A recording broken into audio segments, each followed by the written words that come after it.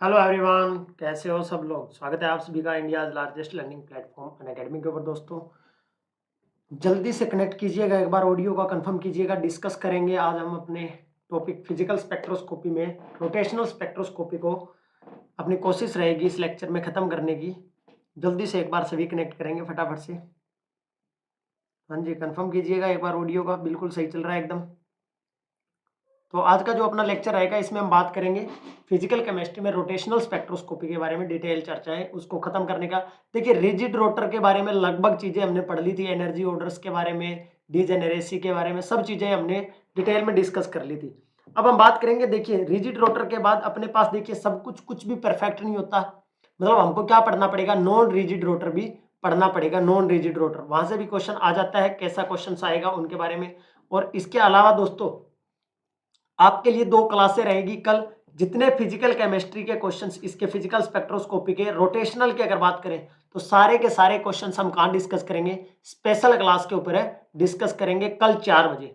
कल 3 बजे की क्लास यहां होगी। आगे ये टॉपिक तो चलता रहेगा, ये टॉपिक तो आगे कंटिन्यू चलता रहेगा, बट इसके जितने क्वेश्चंस बनेंगे वो कल मैं डिस्कस करूंगा स्पेशल क्लास के ऊपर, फिजिकल स्पेक्ट्रोस्कोपी की। इसके अलावा ये स्पेशल क्लासेज है दोस्तों, ये क्या है, स्पेशल क्लासेस, जिनको फ्री क्लासेस बोलते हैं। यहां भी आज 2 सेशन है अपने, इसके ऊपर आज 2 सेशन है। एक तो अपना होगा इस क्लास के बाद 5 बजे, जहां ऑर्गेनोमेटालिक केमिस्ट्री के मैं आपके साथ क्वेश्चंस डिस्कस करूंगा गेट पॉइंट ऑफ व्यू से, वो क्लास रहने वाली है। इसके अलावा 6 बजे हम मिलेंगे किस पर, जीओसी पे चर्चाएं करेंगे। और जीओसी पे अपना मीजोमेरिक इफेक्ट क्या है, ऑलमोस्ट खत्म हो चुका है। थोड़ा सा एक केस बचा हुआ है मीजोमेरिक इफेक्ट का, -m का एक छोटा सा पॉइंट बचा हुआ है, वो डिस्कस करना है। उसके बाद आगे हम डिस्कस करेंगे। 2 टॉपिक जीओसी के खत्म हो चुके हैं। इसके अलावा कल फिजिकल स्पेक्ट्रोस्कोपी, आज मेरी कोशिश रहेगी रोटेशनल स्पेक्ट्रोस्कोपी को खत्म करने की इस लेक्चर में, ताकि रोटेशनल को खत्म कर दिया जाए यहां अभी इसी क्लास में। और उसके बाद जितने क्वेश्चंस बनेंगे रोटेशनल स्पेक्ट्रोस्कोपी से, ठीक है, वो डिस्कस करेंगे कल 4 बजे स्पेशल क्लास के ऊपर। 4 बजे स्पेशल क्लास के ऊपर 4 PM स्पेशल क्लास पे इसके सारे क्वेश्चंस, जितने प्रीवियस ईयर क्वेश्चंस होंगे वो सारे कल डिस्कस किए जाएंगे। वेरी गुड आफ्टरनून प्रीति, वेरी गुड आफ्टरनून। और आज के 2 लेक्चर हैं, एक ओएमसी का 5 बजे होगा, छोटा लेक्चर होगा, 5 से 6 क्वेश्चन, बढ़िया क्वेश्चन करवाऊंगा थोड़े टाइम में, ज्यादा क्वेश्चंस, ठीक है। इसके अलावा 6 बजे हम मिलेंगे। इसके अलावा ये जान सकते हो आप, लाइफ साइंस के स्टूडेंट्स के लिए है, ये भी लाइफ साइंस के स्टूडेंट्स के लिए है। यहाँ मैथमेटिकल साइंस लाइफ साइंस के स्टूडेंट्स के लिए है। प्राइस हाइक कर सकता है, पार्ट ए के पॉइंट ऑफ व्यू से है ये।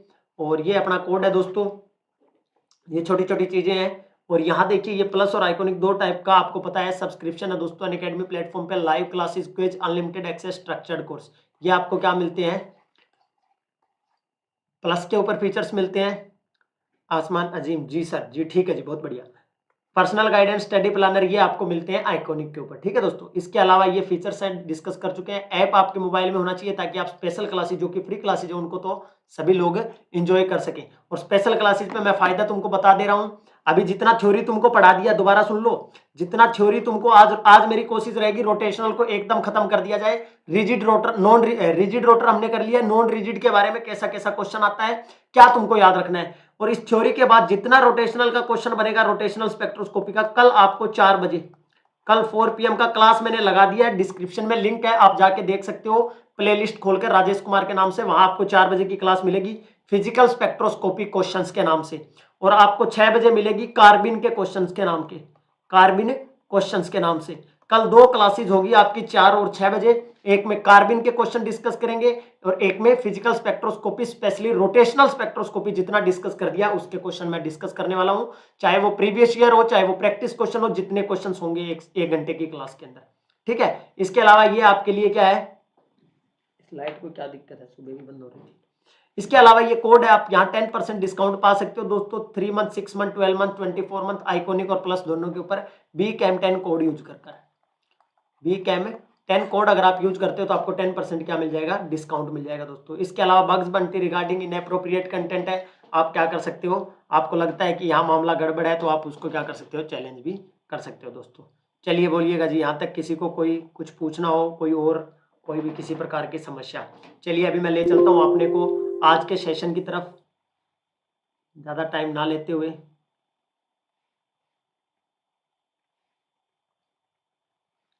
ये वाला है अपना फिजिकल स्पेक्ट्रोस्कोपी का स्लाइड।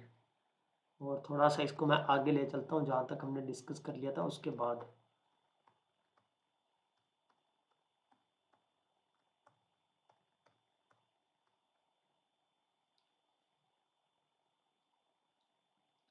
आसमान अजीम यूट्यूब पे क्लासेस, यूट्यूब पे थ्योरी चलेगी, क्लास तो कल भी होगी यूट्यूब पे।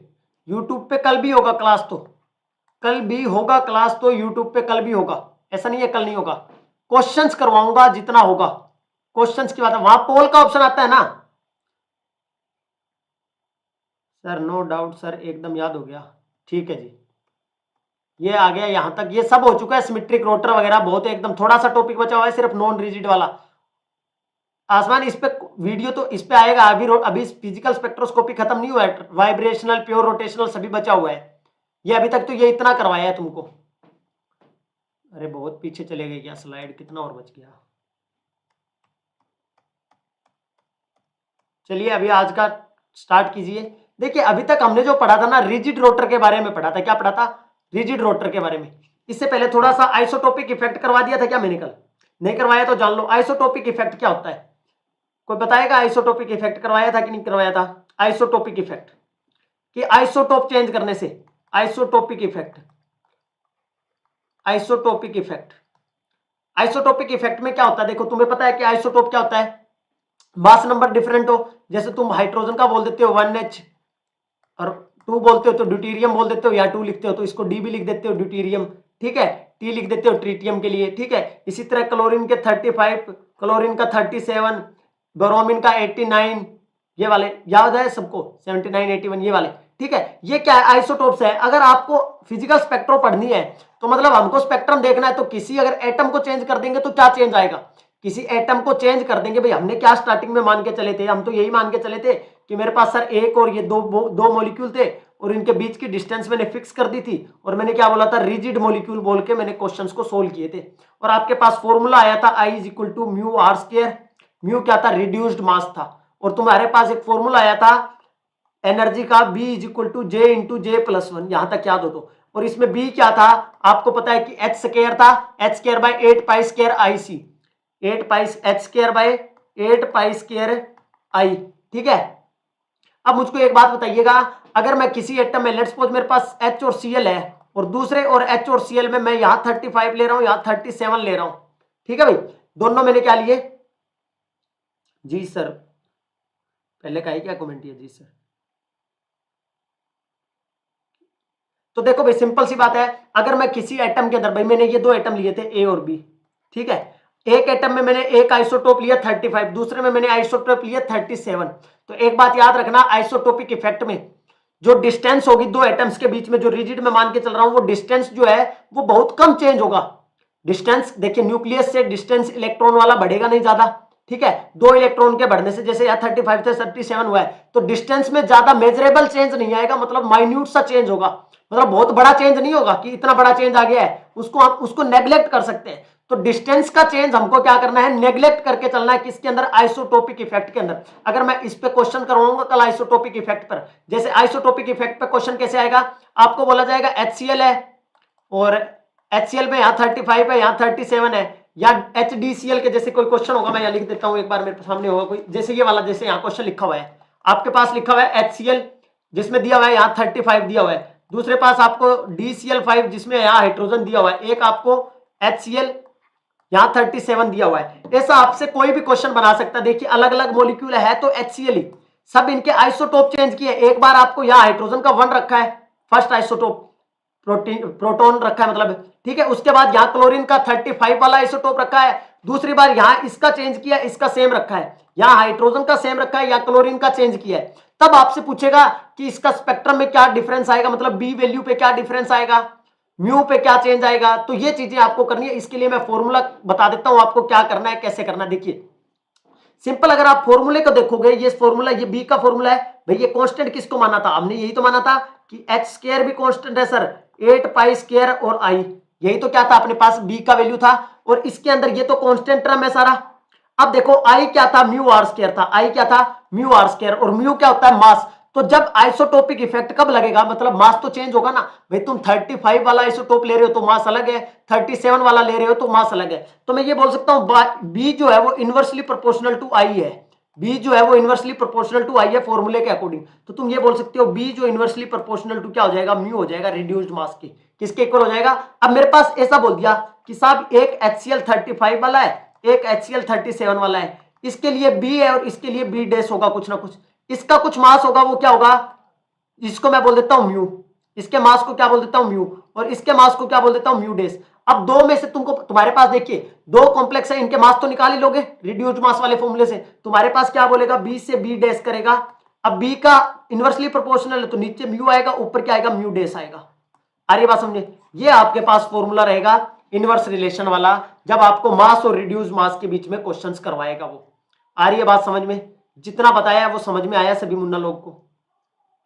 यहां तक की बात क्लियर हुई भाई सबको कि आपसे क्वेश्चन कैसे पूछेगा। देखिए कोई भी रोटेशनल स्पेक्ट्रोस्कोपी में आपको दो एनर्जी लेवल के बीच में गैप पूछ सकता है। आपको बोल दे कि साहब इसके लिए तो एनर्जी लेवल का गैप इतना है, इसके लिए कितना होगा, ऐसा पूछ सकता है। दो लाइन के बीच स्पेसिंग इतना है, उसके लिए कितना होगा। आ रही है बात समझ में। ऐसे क्वेश्चंस आपके लिए बनेंगे। यहां तक किसी को कोई डाउट है तो बोलो। अब चलते हैं हम नॉन रिजिड की तरफ। Non rigid rotor, rigid rotor पढ़ लिया, नॉन रिजिड से भी क्वेश्चन आता है। क्या लिखना है, नॉन रिजिड रोटर लिख लो। क्या लिखोगे, non rigid rotor. Non rigid rotor क्या होता है, नॉन रिजिड रोटर। पहले सबसे पहले तो यही बात आती है कि सर नॉन रिजिड का मतलब क्या है। देखो इस दुनिया में कुछ भी परफेक्ट नहीं है, कुछ भी परफेक्ट नहीं है। परफेक्ट का मतलब क्या है कि मैंने ये बोला था कि एक एटम और ये एटम था मेरे पास, और मैंने कहा कि ये इनकी डिस्टेंस थी ना, ये फिक्स कर दी थी। तुमने क्या कर दी थी, फिक्स कर दी थी, जो कि नॉन चेंजेबल थी, मतलब वो चेंज नहीं हो रही थी। किसके अंदर, रिजिड रोटर के अंदर। हमने जब रिजिड रोटर पढ़ा मुन्ना, तो हमने क्या कहा कि दो एटम थे, उनकी आर हम फिक्स करके चले थे। ठीक है, नॉन रिजिड का मतलब है कि वो फिक्स नहीं है, वो क्या कर सकते हैं, वेरी कर सकती है उनकी डिस्टेंस। अब एक बात ध्यान रखने का, जब भी कोई rigid non rigid molecule means rotate कर रहा है तो वहां कोई ना कोई सेंट्रीफ्यूगल फोर्स लगता है। क्या लगता है, सेंट्रीफ्यूगल फोर्स। आपने टर्म सुना होगा फिजिक्स के अंदर, अगर +2 में फिजिक्स पढ़ी है तो सेंट्रीफ्यूगल एक फोर्स का नाम सुना होगा, सेंट्रीफ्यूगल फोर्स। सेंट्रीफ्यूगल फोर्स जो किसकी वजह से होता है, ड्यू टू इनर्शिया। इसको स्यूडो फोर्स भी बोल देते हैं, इनर्शियल फोर्स भी बोल देते हैं। क्या बोल देते हैं, इनर्शियल फोर्स भी बोल देते हैं। जब कोई मॉलिक्यूल किसी फ्रेम में रोटेट कर रहा है और उसको हम देख रहे हैं परपेंडिकुलर, तो हमारे को लगता है कि वहां क्या है, एक सेंट्रीफ्यूगल फोर्स होता है उस रोटेटिंग मॉलिक्यूल के लिए। क्लियर है यहां तक की बात। अब देखिए यहां ना, वहां हम डिस्टेंस को फिक्स कर रहे थे, यहां जैसे जैसे सेंट्रीफ्यूगल फोर्स बढ़ेगा, मोमेंट ऑफ इनर्शिया बढ़ेगा, जैसे जैसे मोमेंट ऑफ इनर्शिया बढ़ेगा सेंट्रीफ्यूगल फोर्स बढ़ेगा। सेंट्रीफ्यूगल फोर्स जैसे बढ़ेगा तो आर का वैल्यू इंक्रीज करेगा। ये जो रेडियस है, आपको इतनी बात अगर याद में रह गई कि सेंट्रीफ्यूगल फोर्स इंक्रीज करेगा तो क्या इंक्रीज करेगा, अपने पास रेडियस जो होगा, डिस्टेंस आर जो होगा वो भी क्या करेगा, इंक्रीज करेगा। इतनी बात आपको याद रखनी है बस। इतनी बात आपको क्या याद रखनी है, आपको नहीं जाना फिजिक्स में कि सेंट्रीफ्यूगल क्या होता है, नहीं होता, आपसे कोई नहीं पूछने वाला। ठीक है सर, अगेन बताना क्या बताया आपने। मैंने ये बताया कि हमारे पास जो नॉन रिजिड रोटर होगा और एक रिजिड रोटर होगा। रिजिड रोटर वाला हम कर चुके हैं जिसमें आर फिक्स होता है मुन्ना। ठीक है, ठीक है। जब कोई मॉलिक्यूल रोटेट कर रहा होता है तो वहां एक फोर्स लगता है जिसको हम बोलते हैं सेंट्रीफ्यूगल फोर्स। उसी का दूसरा नाम होता है इनर्शियल फोर्स, इसी को ही बोल देते हैं स्यूडो फोर्स। ठीक है, इसके फॉर्मूले वगैरह आपने +2 क्लास में पढ़ी होंगे, आई वगैरह ओमेगा वगैरह स्क्वायर करके, वो आपसे नहीं पूछेगा कुछ भी, आपको इतना पता। अब मुझे मेरा मुद्दा क्या है कि मैं यहां जब पिछली बात इस बात पे जोर दे रहा था कि ये फिक्स है, ये फिक्स है, कि मैं रिजिड रोटर में आर फिक्स करके चल रहा हूं, आर फिक्स करके चल रहा हूं, मतलब ये मेरे पास था और मैं इसको प्रेस नहीं कर पा रहा। जितनी डिस्टेंस पे ये दोनों रहेंगे, दोनों टर्मिनल, वो उतनी डिस्टेंस पे बने रहेंगे। इसमें क्या होगा, इसमें ये डिस्टेंस जो है ये वेरिएबल होगा। मतलब अब ये ऐसे है और इसको मैंने प्रेस किया तो ये पास में आ गए दोनों, थोड़ा सा जितना भी पास में आया, मतलब यहां डिस्टेंस का चेंज होगा। तो आपको इतना बात याद रखना है, जैसे जैसे सेंट्रीफ्यूगल फोर्स बढ़ता है, रेडियस क्या करती है, इंक्रीज करती है। क्या करती है, रेडियस क्या करती है, इंक्रीज करती है। इतनी बात याद में आएगी तुमको सबको। अब देखो आई का फॉर्मूला क्या था, I is equal to mu are square था, I is equal to mu are square था। अब मुझको एक बात बताइएगा, अगर मेरा रेडियस बढ़ेगा, अगर रेडियस बढ़ेगा मतलब मॉलिक्यूल का डिस्टेंस बढ़ेगा दो एटम का, तो आई बढ़ेगा कि घटेगा, क्योंकि आई जो मोमेंट ऑफ इनर्शिया वाला जो तुम्हारा फॉर्मूला है आई का, वो कहा I is equal to mu are square है, डायरेक्टली प्रोपोर्शनल टू आर है, और अगर आर बढ़ेगा तो म्यू भी बढ़ेगा। कंफर्म है ये बात? तो आप क्या बोलोगे, आई भी क्या करेगा, आई इंक्रीज करेगा, म्यू नहीं सॉरी आई इंक्रीज करेगा, आई क्या करेगा, इंक्रीज करेगा ऑन इंक्रीजिंग आर।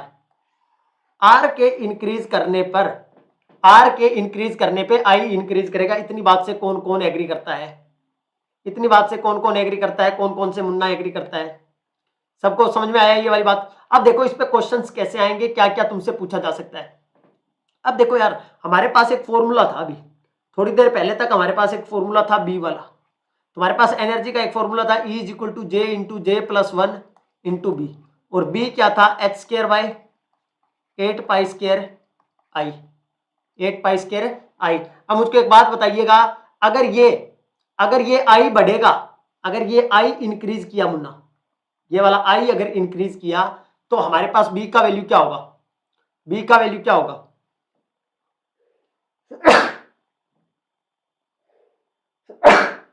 सॉरी भाई साहब, ठंड का टाइम है, जुकाम का। बताओ भाई जल्दी से एक बार फटाफट से।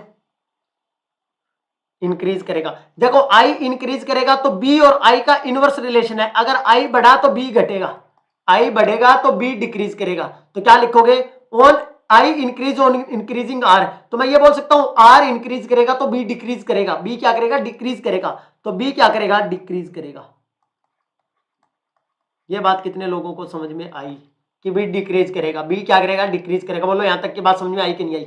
अब मुझको एक बात तो, अगर बी डिक्रीज करेगा तो बी तो एनर्जी के फॉर्मूले में आ रहा है, अगर मुन्ना बी डिक्रीज करेगा तो बी तो एनर्जी के फॉर्मूले में आ रहा है, तो अगर ये फैक्टर डिक्रीज करेगा तो ये ओवरऑल एनर्जी का वैल्यू भी क्या करेगा, डिक्रीज करेगा। बोलो ये बात समझ में आ रही है कि नहीं आ रही? जल्दी से बोलो ये बात समझ में आ रही है कि नहीं आ रही? बी डिक्रीज होगा होगा फिर तो सर बी डिक्रीज होगा, बिल्कुल बी क्या करेगा, आई इंक्रीज करेगा, बी डिक्रीज करेगा, और बी डिक्रीज करेगा तो बी एनर्जी के फॉर्मूले में है, तो बी एनर्जी के फॉर्मूले में, तो एनर्जी भी क्या करेगा, इंक्रीज डिक्रीज करेगा, एनर्जी भी क्या करेगा, डिक्रीज करेगा। बोलो यहां तक की बात समझ में आई कि नहीं आई? एनर्जी भी क्या करेगा, डिक्रीज करेगा। अभी किसी दो लेवल के बीच का एनर्जी अगर डिक्रीज ही करता चला जाएगा, तो मैं ये भी तो बोल सकता हूं कि अगर दो के बीच का वैल्यू घटेगा, मान लीजिए एक 50 में से मैंने 25 घटा दिया और एक 25 में से मैंने 40 घटा दिया, तो गैप भी तो घट गया ना दो के बीच का, दो के बीच का गैप भी तो क्या कर गया, डिक्रीज कर गया ना, दो के बीच का गैप डिक्रीज कर गया।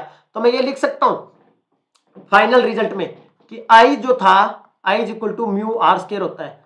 आई क्या किया, इंक्रीज किया, आई क्या किया, इंक्रीज किया, आई क्या किया, इंक्रीज किया, आई इंक्रीज किया तो बी क्या किया, डिक्रीज किया।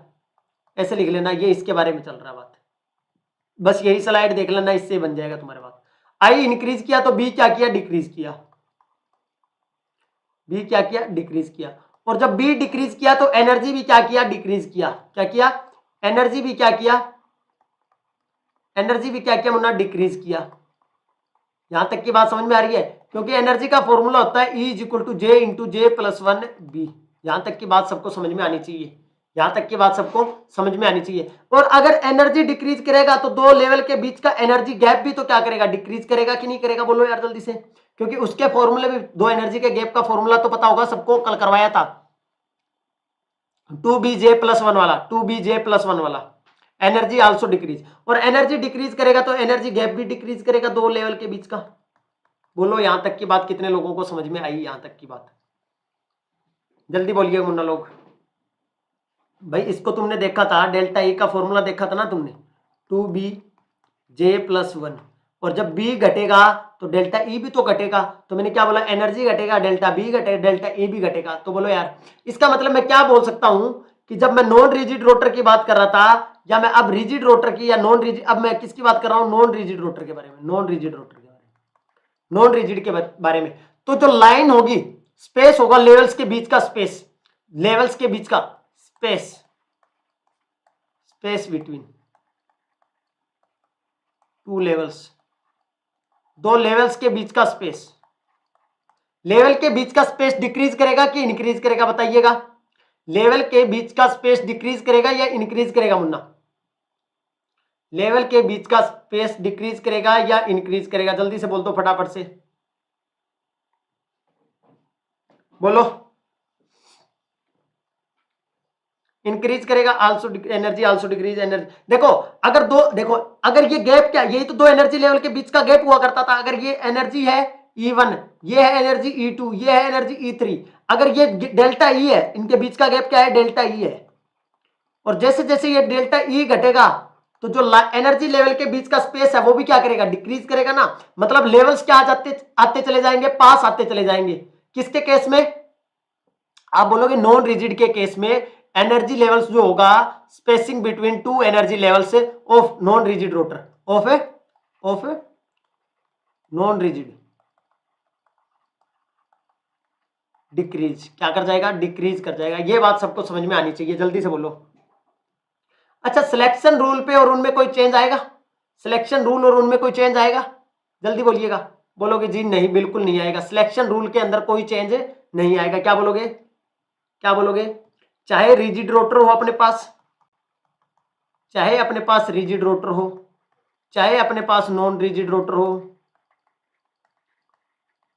सिलेक्शन रूल सेम रहेगा एकदम। जो आपने पढ़ा है delta J is equal two plus minus one, क्या रहेगा? Delta J is equal two plus minus one. क्या लिख लोगे? सिलेक्शन रूल जो रहेगा, सिलेक्शन रूल जो रहेगा वो क्या रहेगा? सेम रहेगा। पॉपुलेशन रेशियो वाला जो मामला रहेगा वही सेम रहेगा। क्या लिखोगे? पॉपुलेशन रेशियो वाला मामला जो पढ़ा है, पॉपुलेशन रेशियो वाला मामला भी क्या रहेगा? सेम रहेगा। उनमें कोई चेंजेस नहीं आएंगे। मतलब उनके ना फॉर्मूले में चेंज आएंगे ना कुछ और चेंज आएंगे, क्योंकि ये तो तुम देख चुके हो delta J is equal two plus minus one. अगर पीछे के लेक्चर देखे होंगे तो आपको पता होगा। बोलो यहां तक की बात समझ में आई या नहीं आई? अच्छा एक बात बताओ, सिंपल सी एक बात बताइएगा मेरे को, जो भी लोग देख रहे हैं।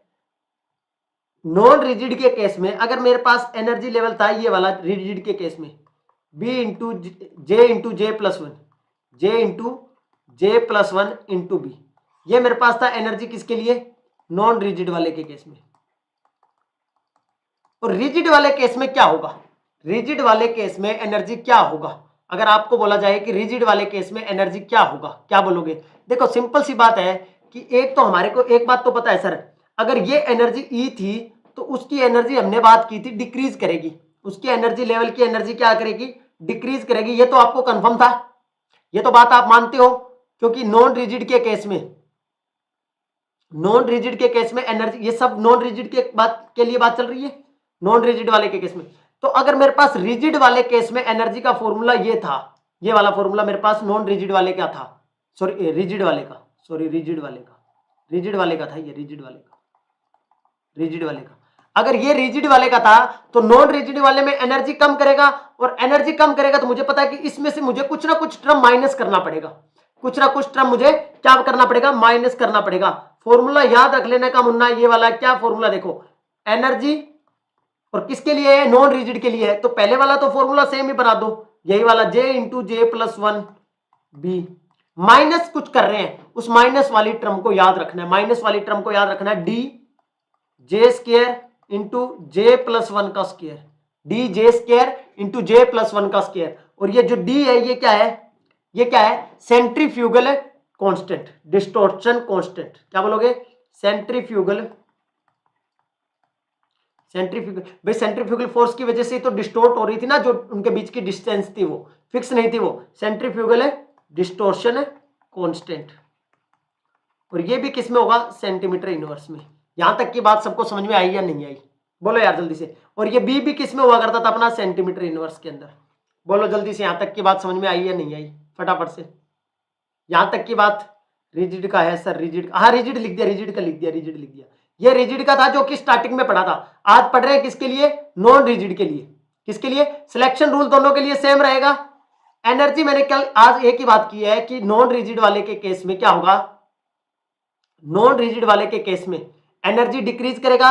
ये फॉर्मूला किस केस में है? नॉन रिजिड के केस में। नॉन रिजिड के केस में जब क्या है? उसका डिस्टेंस फिक्स नहीं है, उनका डिस्टेंस क्या है? फिक्स नहीं है।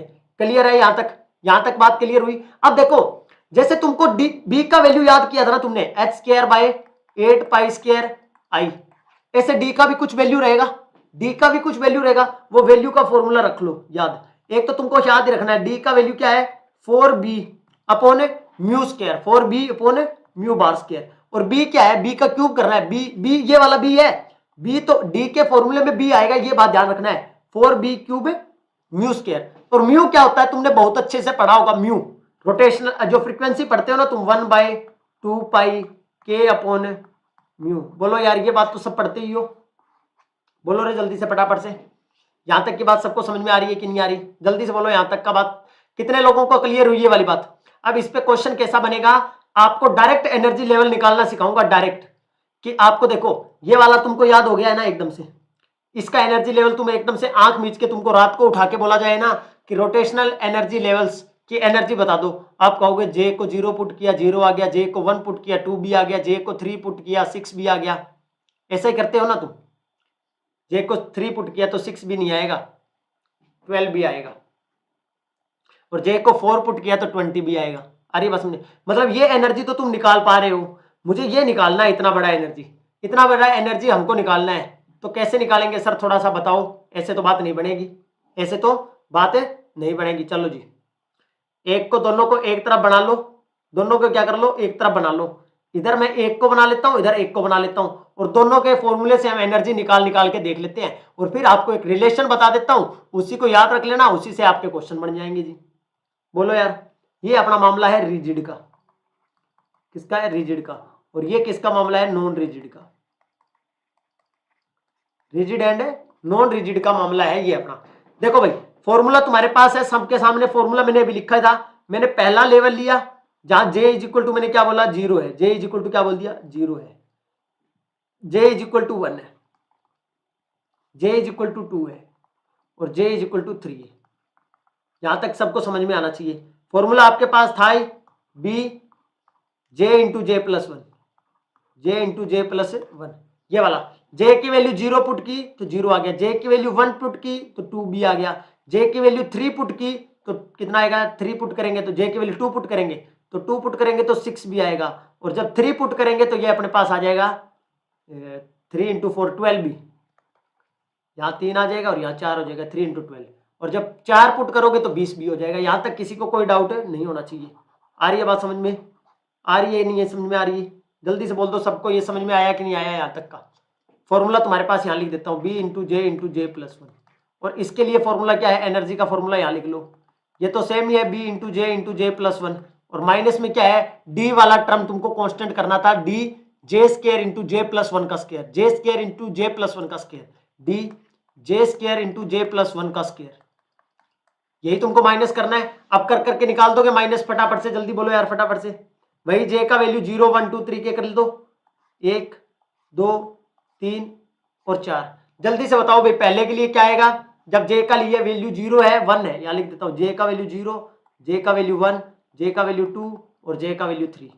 लास्ट में तुमको डायरेक्ट बताऊंगा कि कैसे याद करना है, आंसर कैसे देना है, डायरेक्ट आंसर कैसे देना है, डायरेक्ट आंसर कैसे देना है, जल्दी बोलो फटाफट से फास्ट। क्या ये बात समझ में आ रही है तुमको, बोलो यहां तक बात क्लियर हुई या नहीं हुई, जल्दी से बोलो फटाफट से, जल्दी आंसर करो कितना कितना आएगा एनर्जी।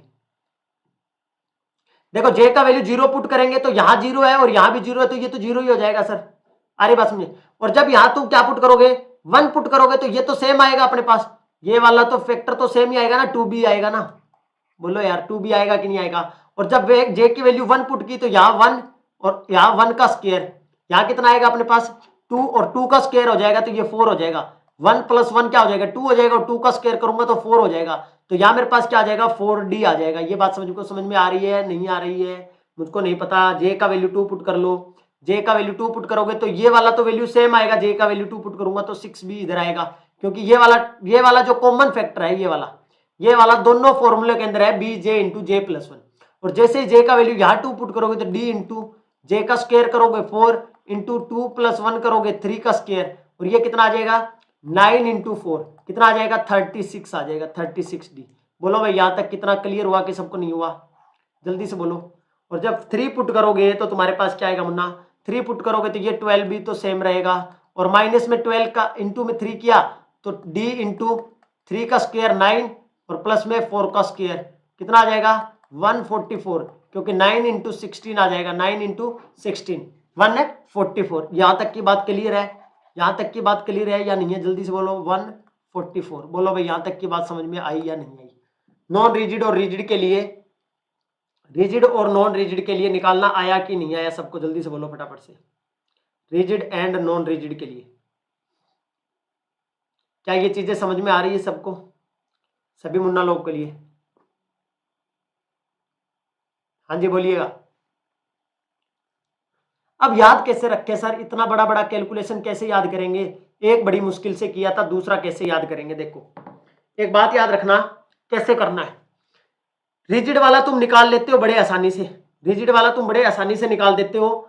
एक बात से, जब तुमको बोल दिया जाए, तुम जिस नंबर को तुमको बोल दिया जाना है जे इज इक्वल टू 6 के लिए निकालो, तुम क्या करते हो 6 इंटू 7 करके और 42 लिख के और बी लिख देते हो।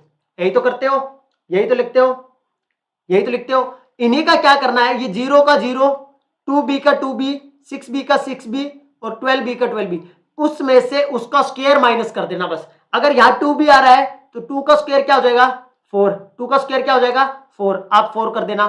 6 का स्क्वायर 36, 12 का स्क्वायर 144। आ रही है बात समझ में? सबका स्क्वायर क्या कर देना है माइनस कर देना। डी तो साथ में आएगा ही आएगा, डी तो साथ में आएगा ही आएगा, क्योंकि ये फॉर्मूले में है डी, तो यहाँ डी तो क्या है फॉर्मूले में। बोलो यहां तक की बात समझ में आई कि नहीं आई? रिजिड और नॉन रिजिड वाले में एनर्जी गैप निकालना हो तो कैसे, मतलब एनर्जी लेवल का एनर्जी निकालना हो तो कैसे निकालोगे? जल्दी से बोलो फटाफट से। क्या यहां तक की बात क्लियर हुई या नहीं हुई? जल्दी से बोलो, बोलो यार। क्लियर है यहां तक का बात सबको?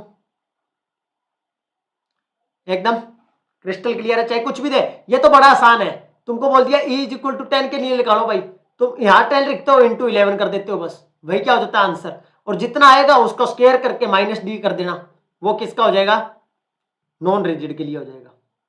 अच्छा बताइएगा, अच्छा क्या बात स्लाइड खत्म हो गया?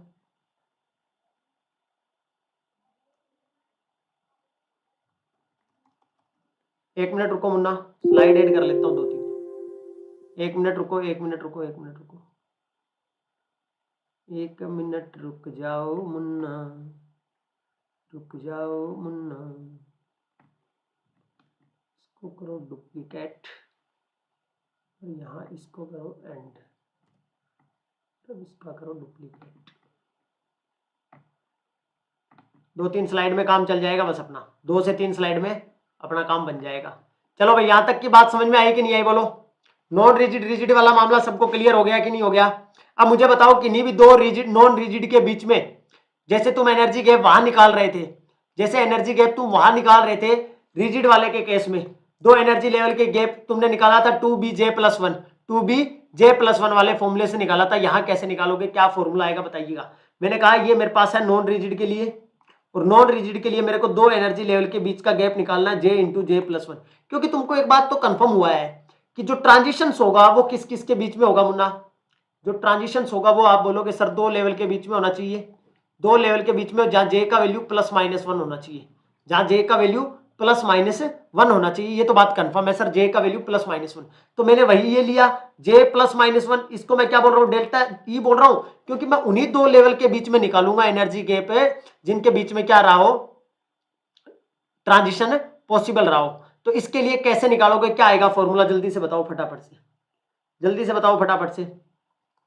डेल्टा ई का 2bj+1 वो तो सेम रहेगा, जो कल वाला फॉर्मूला था देखो, जो रिजिड वाले केस में था वो तो रहेगा ही रहेगा। डेल्टा ई का वैल्यू निकाल लो, एनर्जी का वैल्यू निकाल लो, वो तो रहेगा रहे, जो वहां उसके फॉर्मूले में आया। कल क्या आया था 2bj+1 में आया था। बोलो यार कल ये किसके लिए था? रिजिड वाले के केस में था डेल्टा ई का वैल्यू, अगर तुमको याद हो तो। नॉन रिजिड का केस ले रहे हैं, नॉन रिजिड का, तो नॉन रिजिड के केस में मुन्ना लोग जान लो, जो डेल्टा ई बनेगा उसमें से कुछ ना कुछ टर्म माइनस होगा। तुम करके देख सकते हो, क्या करके देख सकते हो? तुम करके देख सकते हो, कैसे? देखो डेल्टा E1 निकाल लो पहले EJ के लिए, क्या निकाल लो EJ के लिए। जब निकालोगे तो तुम्हारे पास फॉर्मूला क्या रहेगा, BJ into j+1 minus D J square into j+1। बोलो यार यहां तक की बात समझ में आ रही है कि नहीं आ रही? और ई जे प्लस वन करूंगा, दूसरा क्या होगा, जब जे को क्या पुट कर दोगे, जे प्लस वन पुट कर दोगे, जे को क्या पुट कर दोगे, जे प्लस वन पुट कर दोगे, तो हर जगह जहां जहां जे है वहां क्या हो जाएगा, जे प्लस वन, जे प्लस टू, और यहाँ डी हो जाएगा, यहाँ जे प्लस वन का स्क्वायर और यहाँ जे प्लस टू का स्क्वायर। बोलो यहाँ तक की बात समझ में आई या नहीं आई? बोलो यार। और जब तुम इन दोनों को माइनस करोगे, ये इक्वेशन 1 और 2 को जब माइनस करोगे, सब्ट्रैक्ट करोगे, तभी तुम्हारे पास डेल्टा ई आएगा। जे प्लस वन और जे दोनों के बीच का क्या आएगा, गैप आएगा। और उस फॉर्मूले को तुम करके देखोगे तो तुम्हारे पास क्या आएगा, वो फॉर्मूला 2b जे प्लस वन, ये तो कॉमन रहेगा जो अब तक करते आए हैं। आगे क्या कर दोगे, 4d जे प्लस वन का क्यूब करना है, याद रखना 4d जे प्लस वन का क्यूब करना है। 2 बार क्यूब आ गया है, एक बार पहले b के रिलेशन में क्यूब आया था, तुमको ध्यान में हो तो। बोलो यार ये बात कितने लोगों को हजम हुई है? 2b जे प्लस वन, 4d जे प्लस वन का क्यूब, जल्दी से बोल दो फटाफट से। कल वाला जो रिलेशन था वो ये था डेल्टा ई का। आज वाला जो रिलेशन है उसमें से एक टर्म माइनस कर रहे हैं हम, कौन सी टर्म, 4d जे प्लस वन का क्यूब, 4d जे प्लस वन का क्यूब। बोलो भाई मुन्ना लोग, जल्दी से फटाफट से आंसर करो, जल्दी से बोलो रे। क्या बात, मेरे पास वीडियो क्यों नहीं चल रहा? मेरे फोन में दिक्कत हो गया है, क्या दिक्कत क्या है? मेरे पास ना तो कमेंट शो हो रहा, ना मेरी वीडियो चल रहा, सर्कल चल रहा है।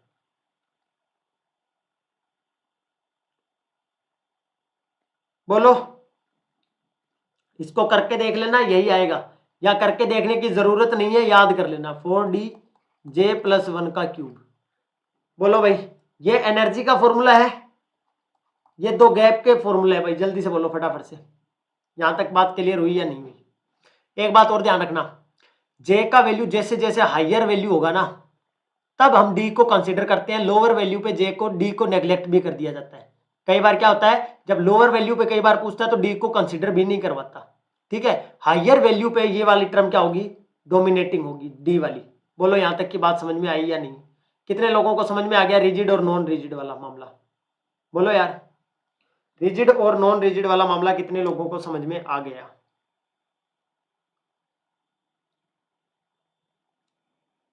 अब मेरे को एक टॉपिक और बचा है इसके अंदर, रोटेशनल फ्रीक्वेंसी के बारे में तुमसे कई बार पूछ लेता है। पहले तो मुझको यहां तक बताओ, किसी को कोई डाउट है तो आज के इस सेशन में, जहां से हम चले थे वहां से लेकर। अब रोटेशनल स्पेक्ट्रोस्कोपी ऑलमोस्ट तुम्हारा एंड हो चुका है, इस पे कल और क्वेश्चंस लगेंगे तो तुमको और अच्छे से क्लियर होगा कि सीएसआईआर नेट में कैसा कैसा क्वेश्चन पूछा जा चुका है, कैसा कैसा क्वेश्चन पूछा जा चुका है रोटेशनल स्पेक्ट्रोस्कोपी से। मुझको ये बताओ कि आज जहां से हमने पढ़ना स्टार्ट किया था यहां से आ गया सडन आइसोटोपिक इफेक्ट पढ़ लिया है। अब एक टॉपिक और करवाना है तुमको, उसके बाद ये फिनिश हो जाएगा तुम्हारा एकदम से रोटेशनल स्पेक्ट्रोस्कोपी दी एंड। और उसके बाद हम चलेंगे आगे वाइब्रेशनल प्योर रोटेशनल की तरफ, और इसके क्वेश्चंस कल लगवाए जाएंगे आपको। सारे टॉपिक के जितने भी सीएसआईआर नेट गेट में जे मैक्स की वैल्यू को लेकर, प्रोलेट ओबलेट को लेकर जितने भी क्वेश्चन बनेंगे सबके बारे में कल चर्चाएं करेंगे। किस टाइम? कल 4 बजे की क्लास लगी हुई है, जाके अपने आप को इनरोल कर सकते हो। अनअकैडमी लर्नर ऐप के ऊपर बिल्कुल फ्री क्लास होगा, जिसपे सारे क्वेश्चंस डिस्कस किए जाएंगे अब तक जितना टॉपिक करवाया है। अब मैं तुमसे एक क्वेश्चन पूछता हूं, और क्वेश्चन कुछ ऐसा है कि आपको एंगुलर फ्रीक्वेंसी के बारे में जानकारी देनी है, रोटेटिंग बॉडी के बारे में। क्वेश्चन क्या है, आपसे फॉर्मूले में आ जाए कि हमको क्या बताओ, एंगुलर फ्रीक्वेंसी के बारे में बता दो साहब। कोई बॉडी जो रोटेट कर रही है उसका एंगुलर फ्रीक्वेंसी तो होगा ना, एंगुलर फ्रीक्वेंसी तो होगा। अगर कोई बॉडी रोटेट कर रही है तो उसके बारे में बता दो, एंगुलर फ्रीक्वेंसी, एंगुलर फ्रीक्वेंसी के बारे में बता दो। अगर कोई बॉडी रोटेटिंग बॉडी की, अगर कोई बॉडी रोटेट कर रही है तो उसकी एंगुलर फ्रीक्वेंसी का फॉर्मूला कौन बताएगा मेरे को, क्या होगा? रिजिड रोटर रोटेशनल स्पेक्ट्रोस्कोपी में अगर मैं बोलूं तो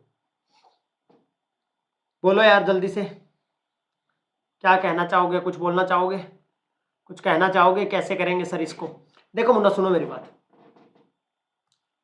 जल्दी से। E इज इक्वल टू क्या होता है, कोई भी एनर्जी की बात करेंगे, एनर्जी की बात करेंगे तो आप क्या बोलोगे, E is equal to I omega square into, या ऐसे करते हो आई ओमेगा स्क्वायर, कोई 1/2 बोल देता है, कोई आई ओमेगा स्क्वायर बाई 2 बोलता है। याद करने के तरीके 1/2 करके करते हैं तो आसान याद होता है, जैसे तुम काइनेटिक एनर्जी का याद रखते हो वैसे हाफ एम वी स्क्वायर, तो इसको भी हाफ आई ओमेगा स्क्वायर। ठीक है, यहां तुम ई का एनर्जी का दूसरा फॉर्मूला तुम्हारे पास क्या होता था, जे इंटू जे प्लस वन इंटू बी। ये बात समझ में आ रही है सबको? इस फॉर्मूले को मैं यहां पुट कर सकता हूं, एनर्जी का फॉर्मूला, ये फर्स्ट इक्वेशन, ये सेकंड इक्वेशन, ये दोनों साइड सेम है तो दोनों को इक्वेट कर सकता हूं मैं। इक्वेशन 1 और इक्वेशन 1 2 को क्या कर सकता हूं, इक्वेट कर सकता हूं दोस्तों। I omega square by 2 J into J plus one into B, J into J plus one into B. बोलो भाई यहां तक की बात समझ में आई या नहीं आई? जल्दी बोलो। आई ओमेगा स्क्वायर जे इंटू जे प्लस वन का बी। यहां से तुम्हें क्या पूछा है, एंगुलर फ्रिक्वेंसी पूछा है, मतलब ओमेगा पूछा है, तो ओमेगा निकाल लो बस, क्या दिक्कत क्या है, ओमेगा निकाल लो। 2 इधर आ जाएगा, बी आ जाएगा, और साथ में क्या होगा, जे इंटू जे प्लस वन। बोलो यार, divide by omega, divide by omega, और ये क्या है, ओमेगा स्क्वायर। बोलो भाई, और अगर ओमेगा पूछ लिया तो क्या कर दोगे, 2b J into J plus one upon I. बोलो, बहुत इंपॉर्टेंट रिलेशन है ये वाला भी, ये वाला भी रिलेशन काफी इंपॉर्टेंट रिलेशन है। बोलो यहां तक बात समझ में आई या नहीं आई सबको? एंगुलर फ्रीक्वेंसी के बारे में, एंगुलर फ्रीक्वेंसी के बारे में ये कहानियां कितने लोगों को समझ में आ गई? जल्दी से बोलो, जल्दी से बोल दिया जाए मुन्ना। जैसे जैसे अभी एक टॉपिक और भी है, छोटा सा है, वो तो ग्राफ के बारे में है, कल उस पर क्वेश्चन करवाऊंगा ना, तभी करवा दूंगा।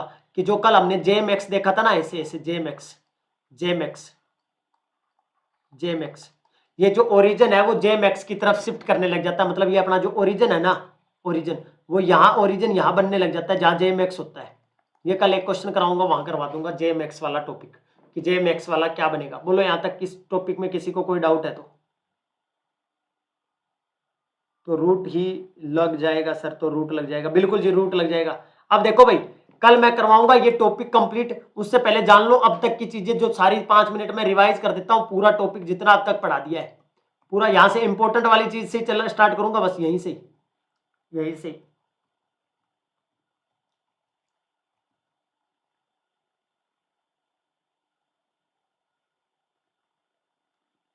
ये वाला स्लाइड सबसे इंपॉर्टेंट है, प्रोलेट ओबलेट वाला तो है ही, उससे पहले ये वाला।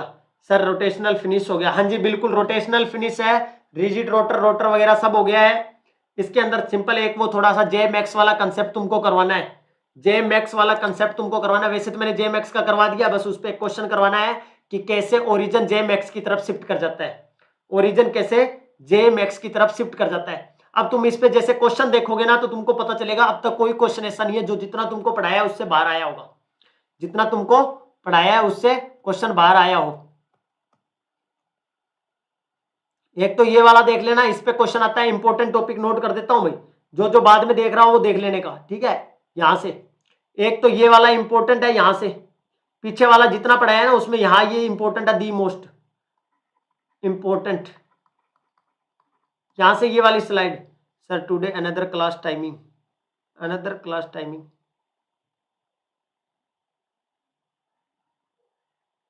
मुन्ना आज का यहाँ का ये लास्ट क्लास है। अभी मेरी बात सुनो नरेंद्र राव जी, मैं बता देता हूँ आपको, रोटेशनल स्पेक्ट्रोस्कोपी हो गया है खत्म, ठीक है, रोटेशनल स्पेक्ट्रोस्कोपी हो चुका है खत्म।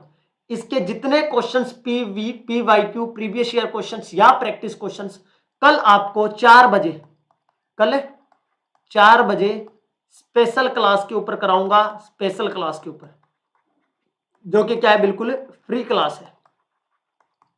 जितने भी क्वेश्चंस आए हैं आप देखोगे कि जितना आपने पढ़ा है सारा प्रीवियस ईयर क्वेश्चन कहीं ना किसी टॉपिक से उठकर आया हुआ है। जल्दी से बोलो यहां तक की बात क्लियर है? इसके अलावा आज के 2 सेशन है, आज के 2 सेशन है राव जी, 2 सेशन है आज के, एक 5 बजे होगा और एक 6 बजे होगा। दोनों के दोनों अनअकैडमी लर्नर ऐप के ऊपर बिल्कुल फ्री क्लास है वो। यहाँ ऑर्गेनोमेटालिक केमिस्ट्री के क्वेश्चन और यहाँ जर्नल ऑर्गेनिक केमिस्ट्री का -m इफेक्ट के ऊपर थोड़ा सा एक टॉपिक बचा हुआ है, वो खत्म हो जाएगा 5 से 7 मिनट में, उसके बाद नया टॉपिक स्टार्ट होगा। बोलो भाई, ये 2 क्लासेस रहेंगी आज की ऐप के ऊपर, और कल की 2 क्लासेस का टाइमिंग मैं आपको ऑलरेडी बता चुका हूं, एक 4 बजे और एक अपना 6 बजे। 4 बजे मैं करवाऊंगा तुमको फिजिकल स्पेक्ट्रोस्कोपी के क्वेश्चन और 4 बजे करवाऊंगा कार्बिन के क्वेश्चन।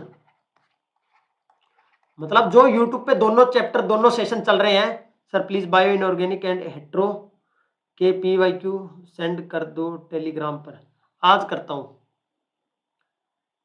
बायो इनऑर्गेनिक वाला तो देखना पड़ेगा, हेट्रो वाला तो अभी करवाया था, वो तो मिल जाएगा PDF PPT बना हुआ, अगर बैकअप ले रखा होगा तो वो भी मिल जाएगा बायो इनऑर्गेनिक वाला। हेट्रो के कर देता हूँ आज। अभी देखो भाई, जो बाद में देख रहा है उनको मैं स्पेशल मेन इंपॉर्टेंट टॉपिक बता देता हूँ फिजिकल स्पेक्ट्रोस्कोपी में क्या क्या है। ये द मोस्ट इंपॉर्टेंट है rotational spectroscopy point of view से। 4 रिजिड रोटर CSIR नेट में आ चुका है, यहां से क्वेश्चन, तो इनको याद कर लेना। लीनियर रोटर क्या होता है, स्फेरिकल क्या होता है, सिमेट्रिकल क्या होता है, एसिमेट्रिकल क्या होता है, ठीक है। इसके बाद इसके ये एग्जांपल्स मैंने आपको बता दिए थे, जिसने लेक्चर नहीं देखा वो देख लेगा। उसके बाद देखिए, इनके बाद अब आगे चलेंगे तो ये एग्जांपल्स हैं इनका, तो करवा दिया हमको तुमको। यहां से ये वाला इंपॉर्टेंट मामला, ये वाला स्लाइड, एक स्लाइड जो तुम्हारे लिए बनाया था वो स्लाइड ही कर लेना बस तुम। ये वाला slide the most important slide है, ये वाला स्लाइड क्या है, इंपॉर्टेंट है। मतलब यहां एक तुमको सारा समरी बना के दे दिया कि ये वाली चीज तो मस्ट पढ़ना है। और इसके अलावा एक टॉपिक और था रेशियो वाला, N2/N1 वाला, जो कि मैंने स्टार्टिंग के दूसरे लेक्चर में तुमको करवाया होगा शायद, पॉपुलेशन रेशियो का, वो भी इंपॉर्टेंट है। एक क्वेश्चन वहां से भी आया हुआ है CSIR नेट के अंदर। पॉपुलेशन रेशियो, एनर्जी लेवल्स के बीच का डिफरेंस, डीजेनेरेसी और टाइप्स ऑफ रोटर, और उसके बाद नॉन रिजिड रोटर, उसके बाद क्या आएगा, नॉन रिजिड रोटर, और आइसोटोपिक इफेक्ट, इसको नहीं छोड़ देना भाई, आइसोटोपिक इफेक्ट, ये भी इंपॉर्टेंट टॉपिक है, इससे भी क्वेश्चन आया। मतलब सिलेक्टेड से 4-5 क्वेश्चन है, 4-5 टॉपिक है, और उनसे हर बार क्वेश्चन आ जाता है किसी ना किसी एक टॉपिक से। ये भी इंपॉर्टेंट है, इससे भी क्वेश्चन आया हुआ है, इंपॉर्टेंट टॉपिक है आइसोटोपिक इफेक्ट। यहां से क्या करवाएगा, छोटा सा कैलकुलेशन करवाता है मास चेंज करके, छोटा सा टॉपिक है, मास चेंज करके क्या करवाता है। ओके सर,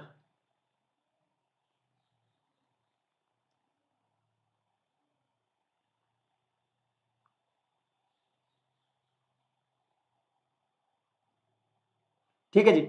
इसके अलावा देखो आइसोटोप, इसके क्वेश्चंस तो बहुत है, कल मैं मैक्सिमम क्वेश्चंस कोशिश करूंगा कि क्लास के अंदर डिस्कस किए जाए इसके, ठीक है। इसके अलावा ये तो कल क्लास में होते तो तुमको करवाता, कल थे नहीं तो ये लॉस होगा तुम्हारे को इस क्वेश्चन का, ठीक है, जो कल क्वेश्चन दिया था। इसके अलावा ये वाली चीजें, दोनों के फॉर्मूले बहुत इंपॉर्टेंट है। आपको हो सकता है आपको एग्जाम में क्या दे दे, ये वाली चीज दे दे, नॉन रिजिड के लिए आपसे पूछ ले एनर्जी लेवल के बीच का डिफरेंस पूछ ले, क्योंकि ये तो दुनिया ही करके जाती है, रिजिड वाला सब करके जाते हैं, सबको फॉर्मूला पता होता है BJ×J+1। अगर नॉन रिजिड का आ जाए तो याद रख लेना, नॉन रिजिड का आ जाए तो याद रख लेना इसको, DJ² × J+1 का स्क्वायर माइनस करना है। इसके अलावा एक नई चीज और थी, वो पीछे स्किप कर दी हमने, J मैक्स वाला करवाया होगा, J मैक्स, ये वाला, ये इंपॉर्टेंट स्लाइड है, मोस्ट इंपॉर्टेंट कर लो, 1-2 बार क्वेश्चन आ चुका है इससे, मोस्ट इंपॉर्टेंट। ये वाली स्लाइड भी बहुत इंपॉर्टेंट है, वेरी वेरी इंपॉर्टेंट कर लो, और स्पेशली इस फॉर्मूले को इंपॉर्टेंट कर लो, इस फॉर्मूले को, ये जो फॉर्मूला है इसको इंपॉर्टेंट कर लो, अंडरलाइन कर लो इसको। और इनका ये जो वैल्यू दिया हुआ है, ये वाला जो वैल्यू यहाँ लिखा हुआ है, J किस में होगा, सेंटीमीटर में होगा, और J जूल में होगा, ये भी याद रखना तुमको, J जूल में होगा और J सेंटीमीटर में होगा। 20 सेंटीमीटर इनवर्स में होगा तो ये फॉर्मूला बनेगा, जूल में होगा तो ये वाला फॉर्मूला बनेगा, ठीक है जी। ये जो तुमको चीजें बताई गई है, बस आपने ये भी कर लिया तो रोटेशनल स्पेक्ट्रोस्कोपी का क्वेश्चन आपका गलत नहीं होगा। 5 से 6 स्लाइड को मैंने इंपॉर्टेंट मार्क किया है, उनको जरूर पढ़ना। बाकी सर इसे एक्सप्लेन कर दो, इसे एक्सप्लेन कर दो, इसको ऐसे बताया था, देखो सुनो मेरी बात। जैसे कल मैंने ये बोला था कि पॉपुलेशन रेशियो का हमने एक पहले दूसरे लेक्चर में डिस्कस किया था। पॉपुलेशन रेशियो, दो स्टेट लेवल के बीच में पार्टिकल्स में कितना रेशियो, मतलब 2 पार्टिकल के लेवल, 2 पार्टिकल है, 2 एनर्जी लेवल है, उनके पार्टिकल्स का रेशियो कितना था। इनके लिए हमारे पास फॉर्मूला ये आया था, देखिए एक लेवल का मैंने n नोड लेवल का निकाल दिया, जब J वैल्यू 0 था तो आपको कल मैंने निकाल के बताया कि J वैल्यू 0 के लिए n का वैल्यू, देखिए मेरे पास ये मैक्सवेल बोल्ट्जमैन इक्वेशन से आता है। उन भाई साहब ने बोला कि किसी लेवल के अंदर कितने नंबर ऑफ पार्टिकल्स हैं, उनका फॉर्मूला ये बोला, D फॉर डीजेनेरेसी एप्सिलॉन E⁻J/kT। ये क्या था, उसका एनर्जी था उस लेवल का जिसके अंदर चेक करना था, T टेम्परेचर था, और ये अपने पास कांस्टेंट था, और डीजेनेरेसी का फॉर्मूला ये था। जब मैंने J वैल्यू 0 रखकर चेक किया तो n का वैल्यू 1 आ गया, कुछ ना कुछ वैल्यू था ग्राउंड लेवल के ऊपर। उसके बाद मैंने दोनों का रेशियो निकाला, किसी भी एनर्जी लेवल के ऊपर निकाल सकता हूं मैं। भाई मेरे पास 10 लेवल थे ऐसे, मैं किसी भी 2 लेवल का, मेरे को 0 वाले का पता है कि इसमें तो एक पार्टिकल आ रहा है, ऊपर वाले का मैं किसी के लिए चेक कर सकता हूं जे का वैल्यू, तो उसके अकॉर्डिंग मैं यहाँ जे का वैल्यू पुट कर दूंगा 2j+1, क्योंकि फॉर्मूला तो यही रहेगा, जी का फॉर्मूला ये है, तो 2j+1 ई की पावर माइनस, एनर्जी का फॉर्मूला तुमको पता ही है, बी इंटू जे प्लस वन होता है। एनर्जी का फॉर्मूला तुमको मैं बता चुका हूं, बी इंटू जे प्लस वन। तो ये सारी चीजें यहाँ फॉर्मूले पे पुट की। उसके बाद तुमने देखा कि ये वाला जो मेरे पास nj/n नोड बन रहा है, ये मेरे पास कुछ ऐसा फैक्टर बन रहा है 2j+1 ई की power minus epsilon, sorry exponential की power minus B J into जे+1 अपॉन के टी। अब तुम इस इक्वेशन को कुछ ऐसा देख पा रहे हो, ये मैथमेटिकल इक्वेशन तुम्हारे पास होती है जब तुम्हारे पास x और एप्सिलॉन की माइनस पावर x होती है। तो यहां तुम क्या करते हो कि लोअर वैल्यू पे जब ये x का वैल्यू लोअर होता है तब तो ये डोमिनेटिंग होता है, और जैसे जैसे x का वैल्यू बढ़ता है तो ये वाला फैक्टर क्या करने लग जाता है, डोमिनेट करने लग जाता है। ये मैथमेटिकल में आता है तुम्हारे। तो सेम कैसे ऐसा यहां है, यहां e की पावर कुछ ना कुछ है और यहां तुम्हारे पास 2j+1 है। यहां j का वैल्यू बढ़ेगा, जब j का वैल्यू कम होगा तो ये वाला फैक्टर डोमिनेट करेगा, जैसे x फैक्टर डोमिनेट करता था। जैसे जैसे j का वैल्यू बढ़ जाएगा तो ये वाला फैक्टर क्या करने लग जाएगा, डोमिनेट करने लग जाएगा। मतलब यहां जो वैल्यू है ना, ये दो लेवल के बीच का रेशियो है, 2 फैक्टर पे डिपेंड कर रहा है। एक 2j+1 पे कर रहा है और एक e की power minus B J into j+1 पे कर रहा है। अगर j का वैल्यू ज्यादा हुआ तो ये वाला फैक्टर डोमिनेट करेगा, और जब ये वाला फैक्टर डोमिनेट करेगा तो तुम एक बात देखो, अगर हमारे पास ये 2 फैक्टर है, दोनों फैक्टर ये वाला, मैंने ग्राफ बना दिया, j का वैल्यू यहाँ 0 है, यहाँ का j का 2 ऐसे वैल्यू चल रहा है, इस साइड j का वैल्यू बढ़ रहा है। तो मेरे पास ये वाला मेरे को वैल्यू निकालना हो, ग्राफ किसका है, nj और n नोड के बीच में है। जैसे जैसे j का वैल्यू बढ़ेगा ये फैक्टर बढ़ेगा, यहाँ j का वैल्यू 1 रखूंगा, j का वैल्यू 2 रखूंगा, j का वैल्यू 3 रखूंगा, ये वैल्यू बढ़ता चला जाएगा। ठीक है, तो ये स्टार्टिंग में ग्राफ भी क्या करेगा, अपने पास बढ़ता हुआ चला जाएगा ऐसे। ठीक है, पर एक टाइम ऐसा आएगा जिसके बाद ये वाला फैक्टर j का वैल्यू ज्यादा होने पर कौन सा फैक्टर, एक्सपोनेंशियल की पावर माइनस वाला क्या करने लग जाएगा, डोमिनेट करने लग जाएगा। और तुम्हें पता है कि जब e की पावर माइनस में अंदर कुछ वैल्यू, ये वाला वैल्यू बढ़ रहा होगा, भाई j बढ़ेगा तो ये वैल्यू बढ़ेगा ना ओवरऑल, j अगर ये वैल्यू बढ़ रहा होगा तो बाहर माइनस का साइन है, तो ओवरऑल वैल्यू क्या करेगा, ये डिक्रीज करेगा, ओवरऑल वैल्यू क्या करेगा, डिक्रीज करेगा। ये तो बात समझ में आ रही है ना भाई। हमारे पास जो ये वाला फैक्टर है इसमें क्या है, यहाँ j है, और जैसे जैसे j बढ़ेगा तो ये वाला पूरा फैक्टर बढ़ेगा, j into j+1 b into के टी, ये k टी और ये तो कांस्टेंट है, और बाहर माइनस का साइन है तो ओवरऑल वैल्यू डिक्रीज करेगी। तो ये वाला रेशियो क्या करने लगेगा, डिक्रीज करने लगेगा किसी एक j वैल्यू के बाद। वो j वैल्यू जहां ये रेशियो मैक्सिमम होता है उसको हम क्या बोलते हैं, j मैक्स बोलते हैं। क्या बोलते हैं, j मैक्स। भाई ये इस j की वैल्यू पे उन दो एनर्जी लेवल के बीच का क्या है, ग्राउंड लेवल में और उस लेवल में क्या है, मैक्सिमम क्या है, पॉपुलेशन डिफरेंस है। अब तुम उसके लिए जब फॉर्मूला निकाला था तुमको ये बोला था, फॉर्मूला याद रखना है, के टी बाई 2b, के टी के 2 बेटे माइनस हाफ, के टी के 2 बेटे माइनस हाफ, के टी के 2 बेटे माइनस हाफ, के टी के 2 बेटे माइनस हाफ। और इसके लिए तुमको याद रखने को बोला था मैंने, अगर b का वैल्यू जूल में दिया हो तो ये वाला फॉर्मूला है, और b अगर तुमको सेंटीमीटर इनवर्स में दिया हो तो साथ में hc को भी रखना है। क्लियर हुआ यहां तक, very good afternoon, very good afternoon. अभी यहां तक क्लियर हुआ भाई बात। और ये निकालते कैसे हैं, मैक्सिमा मिनिमा, जैसे मैथमेटिक्स में निकालते, तुमको बताया था मैंने, कहीं लिखा भी होगा ये वाला, जैसे डेरिवेटिव करते हैं हम किसी चीज को, मैक्सिमा और मिनिमा, अगर किसी ने मैथमेटिक्स पढ़ा होगा बीएससी के अंदर तो उनको पता होगा। बोलो हाँ जी, क्या ये क्लियर हुआ सबको मामला। तो ये एक तो ये जे मैक्स में इस फॉर्मूले पे क्वेश्चन आया हुआ है सीएसआईआर नेट में। टॉपिक बता देता हूं, सीएसआईआर नेट में किस किस पे क्वेश्चन आए हुए हैं। टाइप ऑफ रोटर पे आया हुआ है, spherical, asymmetric, symmetric top, spherical, इन पे आए हुए हैं, लीनियर रोटर पे।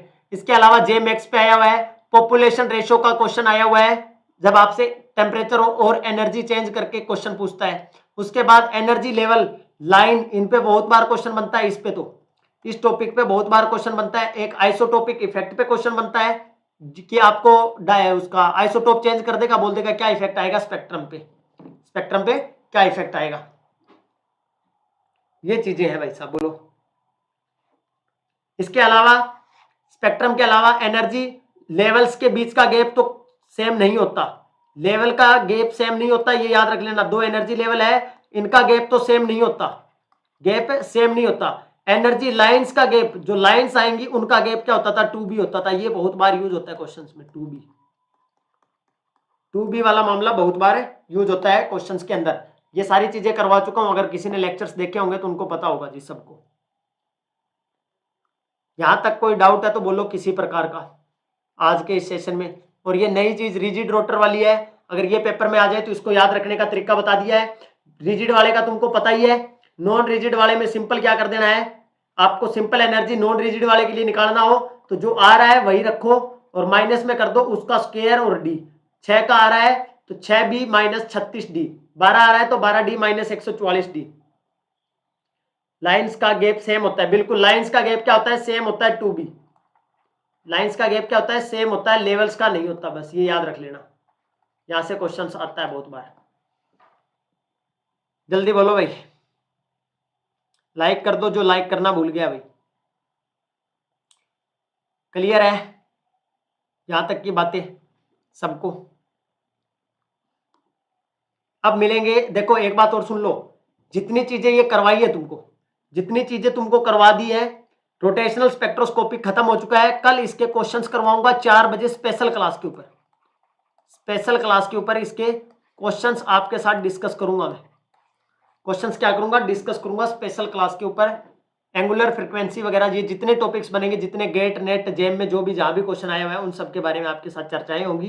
कल 4 बजे स्पेक्ट्रोस्कोपी आगे चलेगा, यहाँ तो वाइब्रेशनल आएगा, रोटेशनल, प्योर रोटेशनल आएगा, सब चलेगा। उसके पहले हम क्या करेंगे, इस पे जितने क्वेश्चन आए हैं वो करेंगे। और 6 बजे करवाऊंगा कार्बिन के क्वेश्चन, 6 बजे क्या करवाऊंगा, कार्बिन के क्वेश्चन। ये भी कहोगे स्पेशल क्लास पे होंगे। और आज मिलेंगे 5 बजे और 6 बजे, आज ओएमसी के क्वेश्चन होंगे और इधर क्या होगा, 6 बजे जीओसी का लेक्चर होगा। ये 2 लेक्चर्स होंगे आज भी, ठीक है भाई? बोलो। इसके अलावा लाइक शेयर तुम कर ही देते हो, कर ही देना लाइक शेयर। तो लाइक शेयर तो तुम सिर्फ बच्चे हो, सारे बिना पूछे ही कर देते हो, सारे समझदार हो तुम। लाइक शेयर तो तुम ठोक ही देते हो एकदम से। लास्ट में बहुत सा मुन्ना लास्ट में आके देखता है, टाइम देख लो, टाइम टेबल